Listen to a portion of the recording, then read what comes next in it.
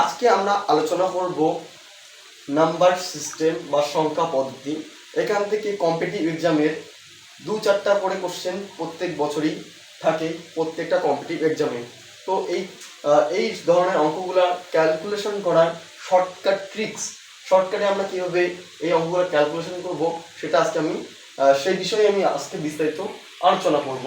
তো এখানে প্রথমে আমরা সংখ্যাটা দেখে নেব যে 5, 6, 4, 8, 2, 3 সংখ্যাটিতে 4 এর স্থানীয় মান অভিহিত প্রকৃত মানের গুণফল হলো দেওয়া আছে, অপশনে দেওয়া আছে 16,000, অপশন বিতে দেওয়া আছে 160, অপশন সিতে দেওয়া আছে 1600, অপশন ডিতে দেওয়া আছে 16।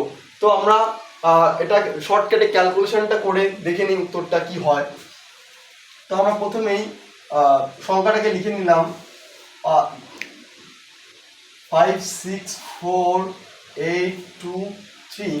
আমাদের সংখ্যাটা বলছে 4, আমরা 4কে রাউন্ড করে নিলাম। এবার শর্টকাটে রাউন্ড করে নিলে দুটা ভাগ করে এর প্রকৃত মান বের করতে বলছে। এবার এখানে 4, আমাদের 4, এবার 4 রয়েছে। এবার 4-এর পরে আমরা 4-এর পরের কয়টা সংখ্যা রয়েছে সেটা দেখব। 4-এর পর কয়টা সংখ্যা রয়েছে?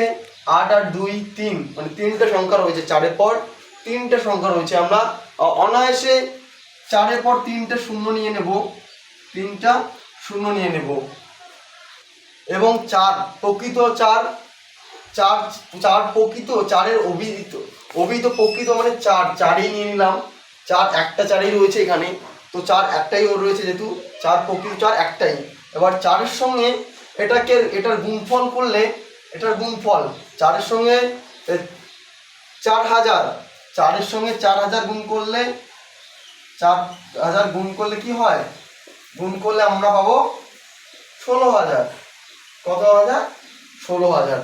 তাহলে সঠিক উত্তর কি হবে? অপশন এ সঠিক উত্তর 16,000।